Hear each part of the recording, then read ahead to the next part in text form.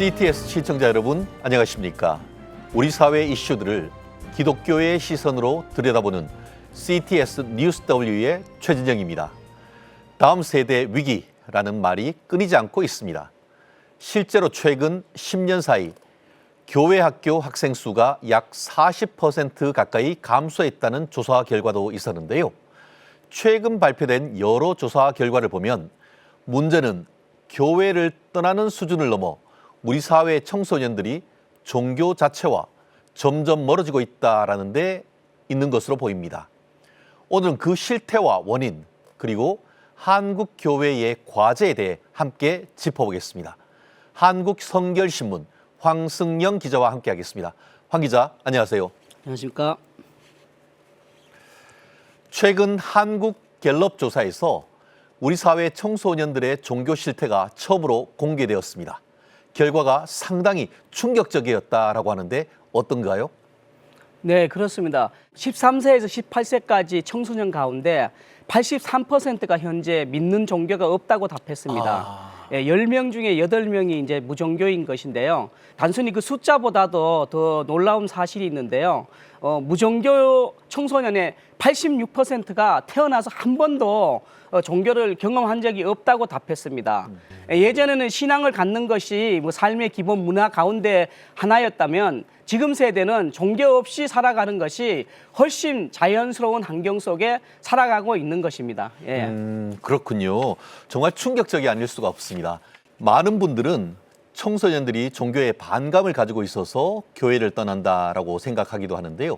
실제 조사 결과는 조금은 다르게 나타났다라고 하는데 어떻습니까? 예, 이번 조사에서 이제 가장 중요하게 봐야 될 부분이 이 지점인데요. 비종교 청소년들에게 왜 종교를 믿지 않느냐고 물었더니 가장 많은 대답 62%가 관심이 없다고 답했습니다. 반면에 이제 종교에 대한 불신과 실망 때문이라고 응답한 비율은 5%에 불과했습니다. 즉 청소년들이 교회를 적극적으로 싫어한다기보다는 종교 자체를 자기의 삶과 연결되는 문제로 느끼지 못하고 있다는 것입니다. 그렇군요. 62%가 종교 자체에 무관심하다라는 것이 저한테는 상당히 생경하고 어떻게 보면 충격적이다라고 느껴지는 것 같습니다.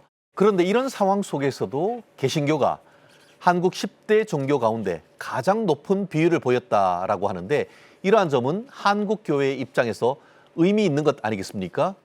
예, 이 부분만 보면 이제 약간은 의미는 있습니다. 그 10대 종교 분표를 보면 개신교가 12%로 가장 높았습니다.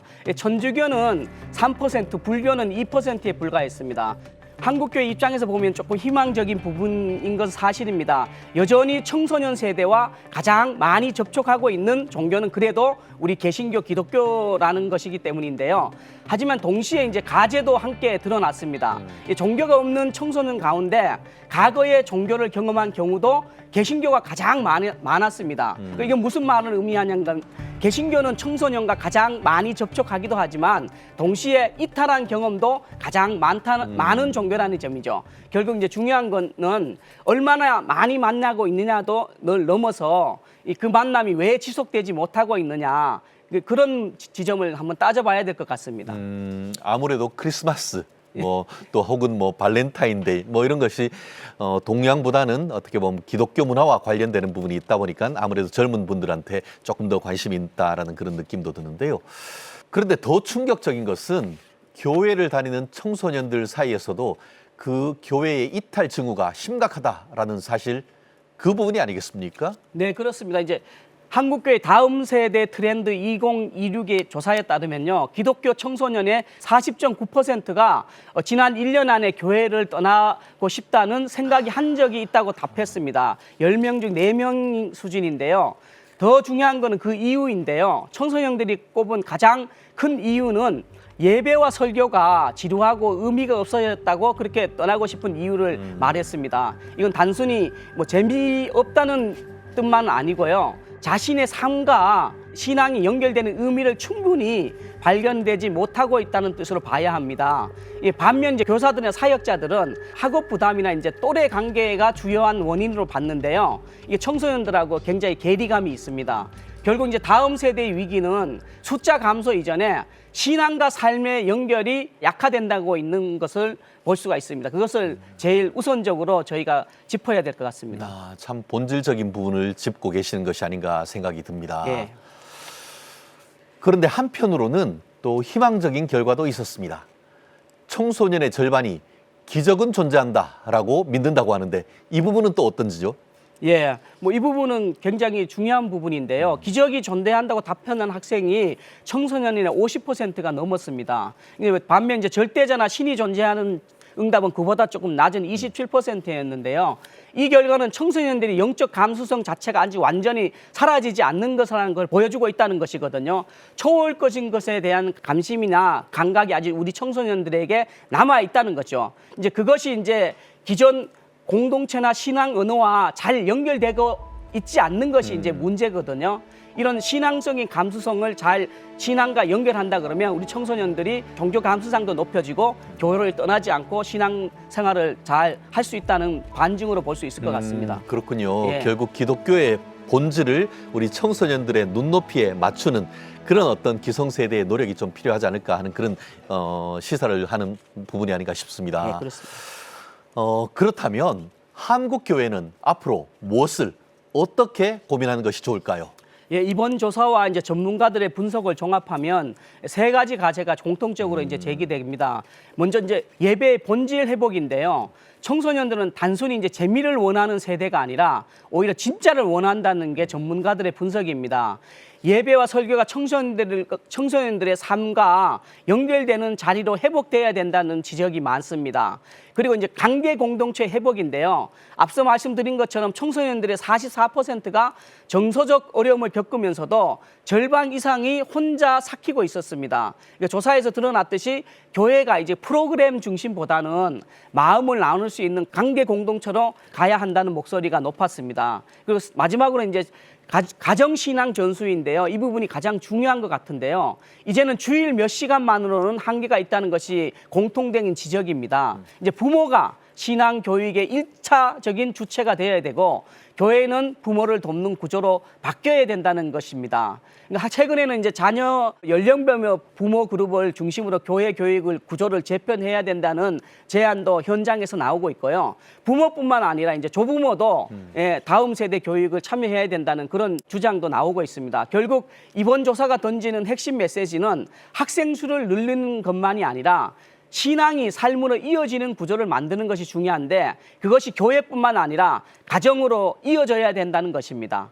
이런 부분들은 이제 한국 교회와 가정이 부모가 함께 좀 명심했으면 좋겠습니다. 교회 예배의 본질적인 회복, 그리고 또 관계 공동체의 회복, 나아가 가정 신앙의 전수, 이런 부분이 또 문제와 그에 대한 대응으로 꼽힌다라는 것 정말 새겨야 될 것 같습니다. 청소년 세대는 당위나 강요로 움직이지 않습니다. 교회가 삶과 진짜로 연결된다라고 느낄 때 마음을 엽니다. 숫자를 늘리는 전략보다 한 사람 한 사람이 하나님을 실제로 경험하도록 돕는 데 집중하면 좋겠습니다. 황승영 기자, 오늘 브리핑 고맙습니다.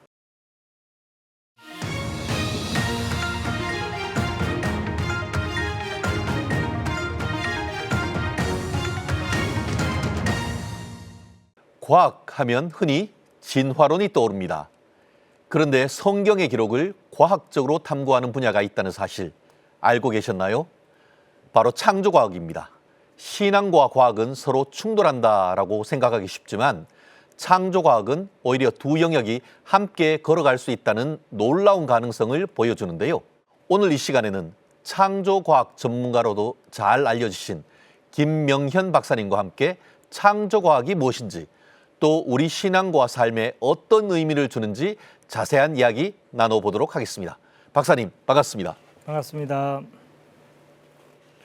네, 먼저 창조과학이란 말이 아직 조금 낯선 분들도 계실 것 같습니다.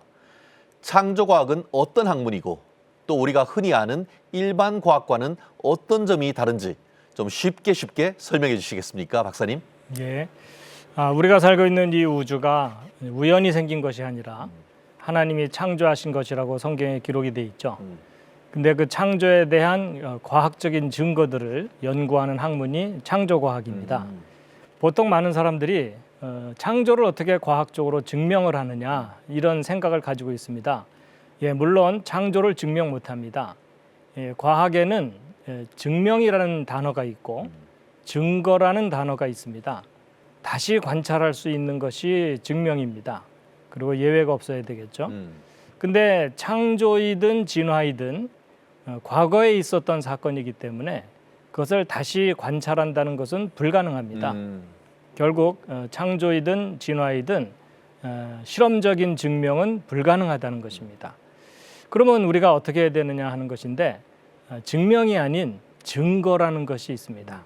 실제 자세하게 확인을 해보면 대부분의 과학적인 증거들은 창조가 옳다는 것을 뒷받침합니다.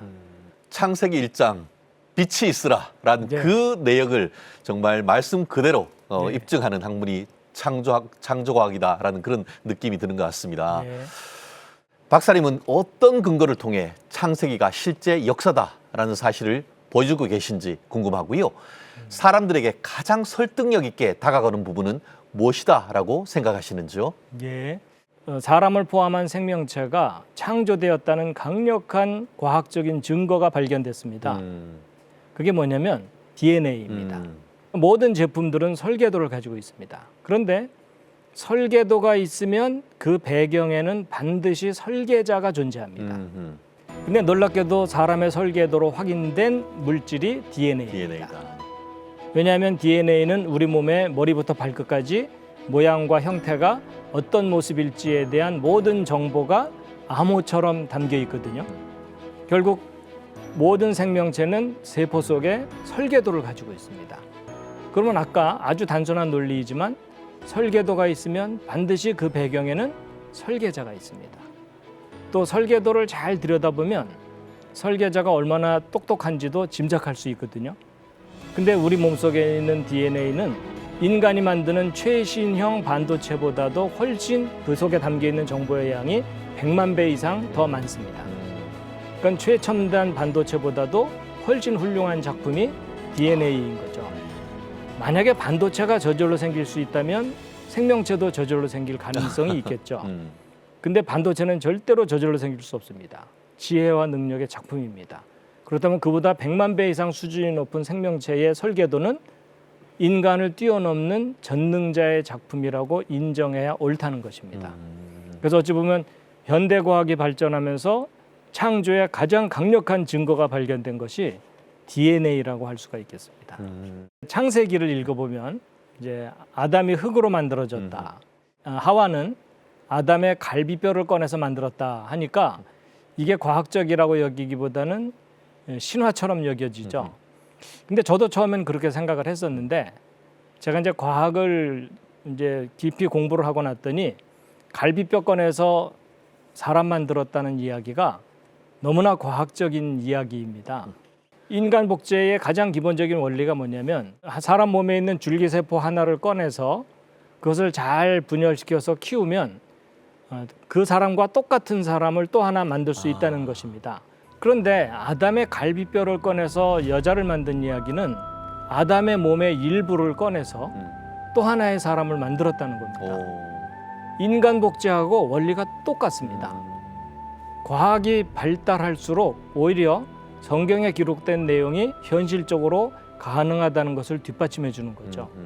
사람의 설계도가 DNA다라고 하면은 그 DNA 설계도를 만든 존재는 신 하나님일 수밖에 없다라는 그런 말씀으로 좀 정리할 수가 있을 것 같습니다.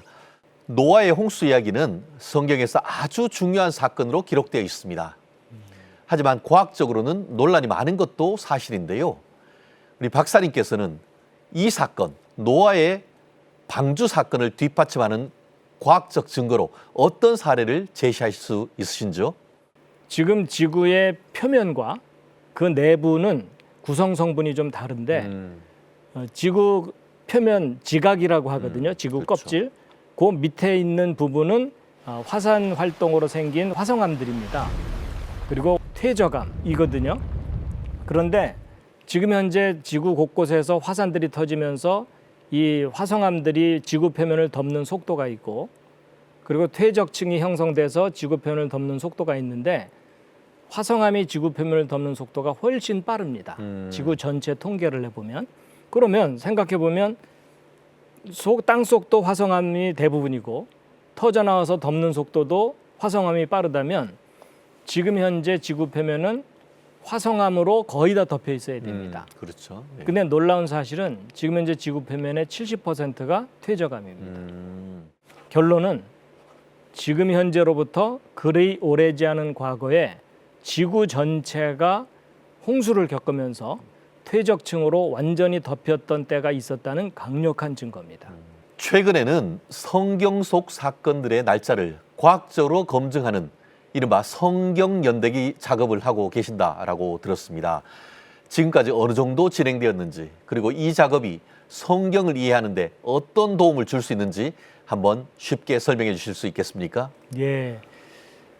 그 내용은 제가 주로 연구했다기보다는 그것을 평생 동안 연구하신 분이 계시는데 이제 그분의 자료를 제가 받아서 이제 공부하고 또 사람들에게 너무 중요하니까 알리고 있습니다.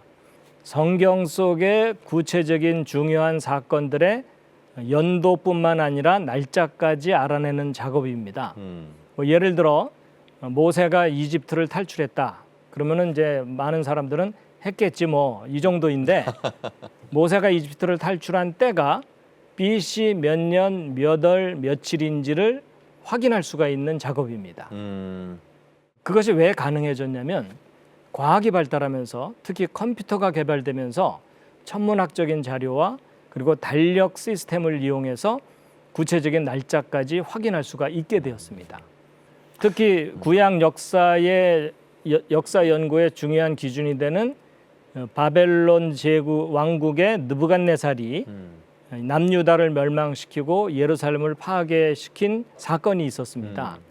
그 정확한 연도와 날짜까지도 추적이 가능해졌습니다. 그래서 이제 이런 연구를, 이 골치 아픈 연구를 왜 하냐면 역사를 정확하게 바르게 정리하고 나면 하나님께서 예언하신 내용이 역사 속에 얼마나 정확하게 이루어졌는지 확인이 됩니다. 그것을 확인하고 나면 정말 이 역사를 다스리시는 전능하신 신이 계시는구나 라는 것을 확신할 수가 있게 됩니다. 그게 이제 과학적 성경 연대기 연구의 의미라고 볼 수 있겠습니다. 그렇군요. 많은 사람들이 신앙과 과학은 서로 충돌한다라고 생각합니다. 하지만 박사님은 과학적 증거를 통해 성경을 설명해 주시고 계시는데요. 그렇다면 신앙과 과학이 실제로 어떻게 서로를 보완하며 함께 갈 수 있는지 한번 말씀해 주실까요?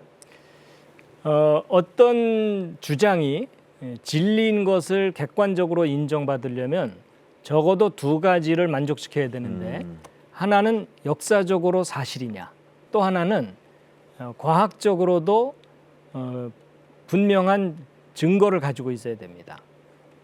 그런데 이 우주의 원리와 법칙과 질서들은 누가 정하셨냐면 창조자 하나님이 정하셨습니다. 그런데 이 우주의 원리와 법칙과 질서를 밝혀내는 학문이 과학입니다. 그렇다면 잘 생각해 보면 하나님이 하신 일들을 드러내는 일이 과학입니다. 그래서 정직한 마음으로 순수하게 과학을 연구를 하면 하나님이 하신 일, 곧 창조하신 일, 역사를 통치하시는 일들이 드러나게 돼 있습니다. 그래서 성경이 진리이죠. 그렇다면 과학적 진리도 성경적 진리하고 통해야 됩니다. 그렇기 때문에 성경을 믿는 일과 과학적 진리를 믿는 일이 분리될 수가 없고 하나입니다. 바른 과학은 성경을 믿는 일을 오히려 뒷받침해 주고 있습니다. 그래서 모든 과학적인 증거가 성경이 옳다는 것을 뒷받침하는 것을 연구하는 학문이 창조과학이라고 볼 수 있는데, 저는 개인적으로 창조과학이라는 표현보다는 성경과학이라는 표현을 좀 더 자주 쓰려고 하고 있습니다. 왜냐하면 창조과학은 하나님의 창조에만 초점을 주로 맞추지만 성경 전체의 내용이 과학적입니다. 그래서 원인과 결과의 관계를 명확하게 밝혀내는 것이 이제 과학인데, 성경은 원인과 결과의 관계가 명확합니다. 이제 많은 사람들이 잘못 알고 있기 때문에 성경은 비과학적이고 원인과 결과가 명확하지 않다라고 생각하지만 그것은 큰 오해입니다. 그래서 성경적 진리와 과학적 진리는 절대로 모순되지 않습니다. 마지막으로 앞으로 창조과학을 통해 한국 교회와 성도들에게 어떤 메시지를 전달하고 싶으신지, 또 박사님의 장기적인 비전은 무엇인지 한번 정리해 주시면 감사하겠습니다. 하나님을 아는 지식이 세상에 가득해지기를 원합니다. 그리고 하나님의 창조, 또 하나님의 역사 통치에 대한 분명한 증거들이 사람들에게 널리 알려지기를 원하고 있습니다. 그런데 지금은 과학의 시대입니다. 그래서 많은 사람들은 성경에 대해서, 특히 창세기에 대해서 과학적인 설명과 이해를 원하고 있는데, 지금의 전통적인 신학이라고 할까요? 성경 연구는 성경과 창세기에 대한 과학적 설명을 제대로 해주지 못하고 있습니다. 그래서 저는 개인적으로 어떤 바람을 갖고 있냐면, 신학교마다 성경과학부가 생겨야 된다. 모든 신학생들이 과학을 공부해야 되는 건 아니지만, 과학을 공부한 사람들이 신학교에 가서 성경을 과학적으로 변증하는 일에 훈련을 받아서 그들이 신학교를 졸업하고 나와서 각 교회에 가서 학생들에게 무조건 믿어라가 아니라 이런 이유와 이런 근거와 이런 증거들이 있으니까 믿을 수밖에 없지 않느냐라고 구체적으로 교육할 수가 있어야 됩니다. 과학은 최근에 급격하게 발전했고, 그렇죠. 과학혁명. 예. 성경은 수천 년 전부터 존재해 왔죠. 그렇지만 과학이 충분히 발달하기 전까지는 설명할 수 없는 내용들이 성경 창세기에 많이 담겨 있습니다. 근데 지금은 성경 창세기의 내용들을 과학적으로 많은 부분을 이해할 수 있고 설명할 수가 있게 됐거든요. 그런데 전통적인 성경 교육 방법이 주도를 하다 보니까 성경에 대한 과학적인 교육이 너무나 침체돼 있고 부진한 것입니다. 그래서 이것을 좀 활성화시키기 위해서 성경과학부가 신학교마다 생기기를 개인적으로 희망하고 있습니다. 그렇군요. 우리 기독교의 미래를 위해서 또 이런 부분에 대해서 뒷받침할 수 있는 제도적 장치가 필요하다라는 그런 말씀을 또 해주신 것 같습니다. 제가 어릴 때 암송했던 성경 구절이 있습니다. 여호와를 경외하는 것이 지혜의 근본이요 거룩한 자를 아는 것이 명철이니라라고 하는 잠언 9장 10절 말씀인데요.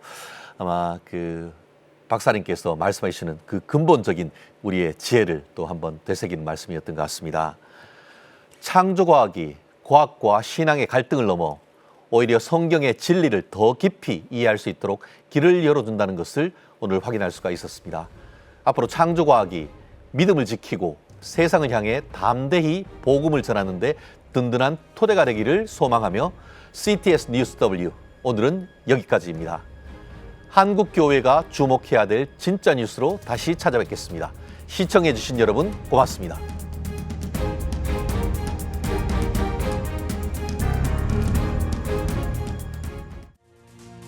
지금 한국 교회는 복음의 능력이 필요합니다. 하나님 앞에서 자신을 돌아보는 회개 용서 운동, 성령의 임재를 간절히 구하는 기도 성령 운동, 오직 말씀과 기도로 다시 일어서야 합니다. 한국 교회가 복음의 능력을 회복할 때 나라와 민족을 살리고 다음 세대가 믿음으로 바로 설 것입니다. 예수 그리스도의 생명의 복음으로 하나 되는 한국 교회. 개혁주의 생명신학이 예수 생명의 마중물이 되겠습니다. 이 캠페인은 기독교대학의 글로벌 리더 백석대학교와 백석총회가 함께합니다.